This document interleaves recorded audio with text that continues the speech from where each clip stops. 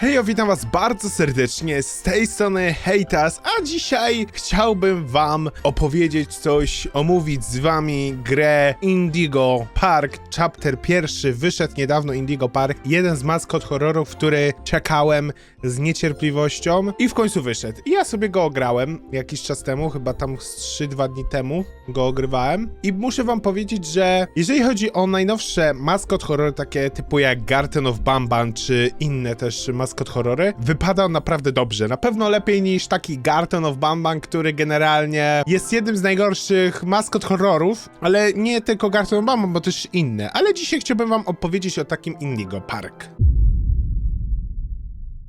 Otóż na samym początku, jak wchodzimy do Indigo Park, dostajemy intro normalnie jak z Poppy Playtime. Główny właściciel oraz twórca Indigo Park oraz wszystkich maskotek, w ogóle całego projektu Indigo Park. Ten chłop, który stworzył Indigo Park oraz wszystkie maskotki, nazywa się Isaac Indigo. No i on stworzył właśnie dla dzieci właśnie Indigo Park, żeby mogły tu się bawić oraz spędzać czas z rodziną oraz ich najlepszymi przyjaciółmi. Indigo Park niestety zostało zamknięte z powodu nieznanego incydentu, ponieważ lokalna prasa podaje, że Indigo Park zostało ewakuowane, czyli ludzie z Indigo Park zostali bez żadnego powodu, znaczy nie wiemy z jakiego powodu, ale tam pewnie powód będzie podany, bo jest zasłonięta ta gazeta innymi rzeczami z Indigo Park, z podanych informacji, które są zamieszczone na stronie drugiej i niestety nie wiemy, co jest na stronie drugiej, bo nie ma tej strony w ogóle podanej, co jest najlepszą rzeczą tutaj, że dowiadujemy się od razu, kim jesteśmy, nie tak jak w Poppy Playtime, że na różne sposoby PW, Playtime Worker i na takie sprawy,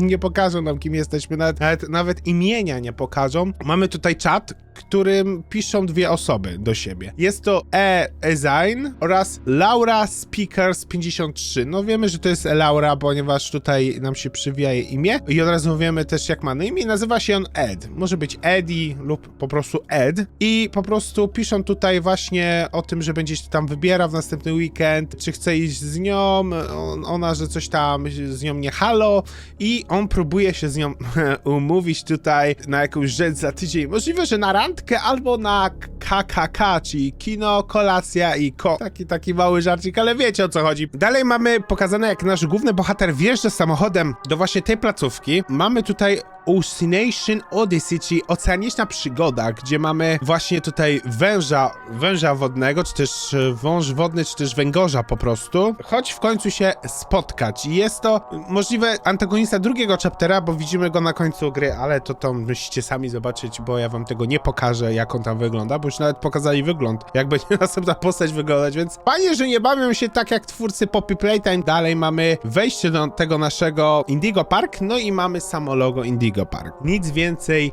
ważnego nie ma w tym intrze. Wchodzimy właśnie do tego opuszczonego parku, który jakimś cudem ma jeszcze prąd, mimo że od 2920 dni, 4 godzin, 23 minut i 36 sekund nie było żadnego gościa. Jeżeli mielibyśmy sobie przetworzyć na lata właśnie ile przez 2920 dni nikogo nie było, to możemy stwierdzić, że ten park nie był odwiedzany przez nikogo od prawie 8 lat. Od 8 lat nikogo tam nie było, więc ja jestem ciekawy, jak tam jeszcze ten park funkcjonował, jak ten park jeszcze tam funkcjonuje, że tam jeszcze jest jakaś energia, jeszcze generatory działają. Kiedy wchodzimy i chcemy wejść przez główną bramę, pojawia nam się nasza główna postać, która będzie nam niby pomagać, ale z tym niby to później wam opowiem, bo na razie ona chce być dobra, tak samo jak Oli. I jest to Rambley the Raccoon, czyli taki szopek z chustą na szyi, który jest tutaj taką sztuczną inteligencją, która oprowadza wszystkich po tym parku i mówi im wszystkie informacje na temat jego znajomych i Lloyda oraz tego miejsca. No i to jest właśnie takie ciekawe, że ta postać jest ogólnie taka tutaj jak Oli, czyli taka wesoła, taka dobra i pomocna ta postać, jednakże nie można się dać oszukać, że taka postać często ma swoje wybryki i często glitchuje się, pokazując, że ma jednak tą swoją drugą stronę mroczną, gdzie nie można jej w ogóle zaufać, chociaż my i tak mu ufamy, bo nam jakby pomaga, tak? Też można mieć dziwne przypuszczenia w jego stronę, gdyż często zachowuje się dość ironicznie oraz do jednego ze swoich znajomych pada niewielką sympatią, wręcz nienawiścią, jakby można było to powiedzieć, bo jest zazdrosny, ale to kawałek jego mrocznej strony, bo jest jej zdecydowanie więcej. Musimy później iść naprawić generator, żeby ten gościu nas wpuścił, bo jakby nie mógł tego zrobić sam. Wita nas i otwiera nam drzwi do parku, co mógł zrobić od razu tak naprawdę. Kiedy wchodzimy do sklepu z zabawkami, wita nas tutaj właśnie ten shop i oferuje nam on zegarek, który umożliwi nam, czy też bransoletkę, umożliwi nam wejście do niektórych lokacji za pomocą właśnie tej oto bransoletki. Natomiast ta bransoletka jest dla mnie fajna, bo na przykład w Garten Mama mamy dron, w Poppy Playtime mamy właśnie Gratpacka, w innych mamy pistolet, a tu mamy zegarek slash taką bransoletkę, która przepuści nas w dalsze regiony Indigo Park. Kiedy przedostajemy się dalej, możemy natknąć się na wielką statuę właśnie tego shopa oraz Isaaca, czyli twórcy Indigo Park. I jak możemy zaobserwować, posąg samego Isaaca rusza głową, śledząc nas, co może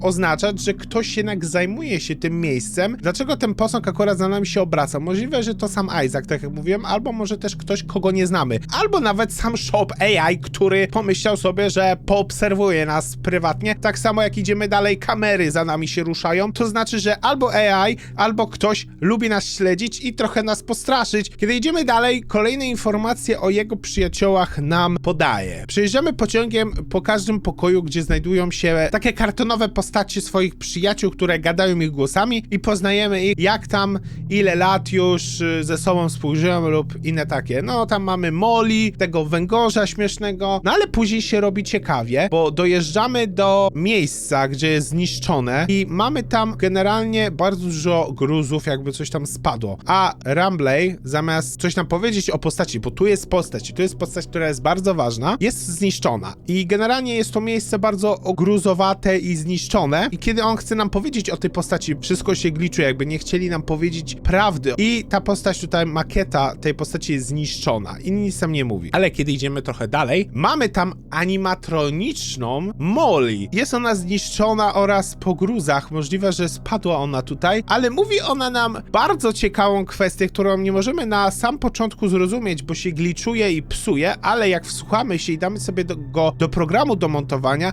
możemy usłyszeć bardzo ciekawy tekst od niej.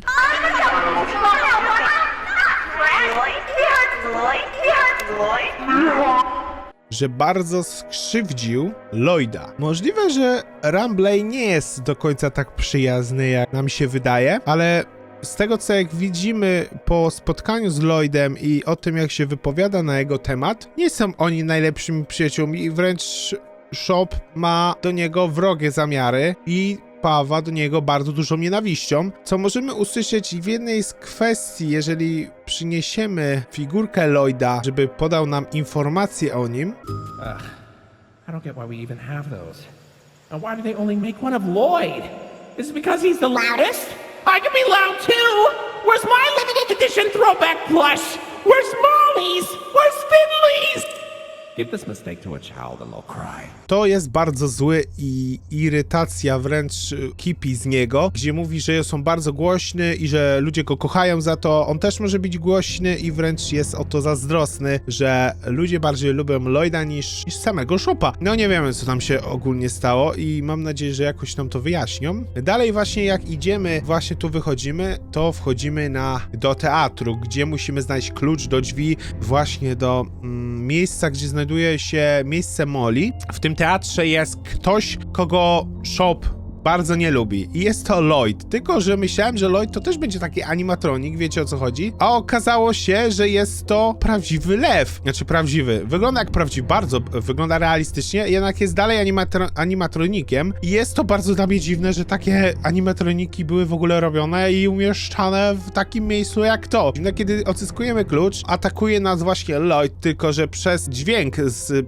opaski powoduje, że Lloyd zakrywa uszy i wręcz cofa się i ucieka przed hałasem, co może być na przykład narzędziem do drugiego chapteru, gdzie Lloyd znowu się pojawi, ale użyjemy zegarka po to, żeby go jakoś odgonić od siebie. Dalej, kiedy odzyskujemy klucz i wchodzimy do pomieszczenia związanego z Molly, czyli jej stage'em, wchodzimy w maszynę do gier, gdzie mamy na celu właśnie uwolnienie Molly, która się rozbiła. Kiedy już to robimy, nagle pojawia się Salem, czyli główny antagonista Rambleya, w ogóle Indigo Park, jak to jest przedstawiony w grach, jest on tam głównym antagonistą, który zaraża i chodzi też o to, że ten Salem pojawił się już wcześniej jako tekturowa makieta, tylko że zniszczona i wręcz jego poziom też został zniszczony, żeby nie wiadomo było, co tam jest i co on mówi, czy też jak rozmawia z Rambleyem. I właśnie to jest też ciekawe, że jest on tam głównym antagonistą, a możliwe, że wypowiadał się o nim jakoś inaczej niż o samym Lloydzie, bo jak widzimy gestykulację jego, kiedy on się gliczuje, nie wygląda on nam złego, raczej na takiego neutralnego, a jak przychodzimy do sceny z Lloydem, to jest on widocznie zirytowany i wściekły, że on musi być i słuchać jego gadania. Na przykład właśnie Rambley, jak kończymy z nim przejażdżkę, mówi on o swoich przyjaciołach i najlepsze jest to, że Salem jest wśród tych przyjaciół. On mówi,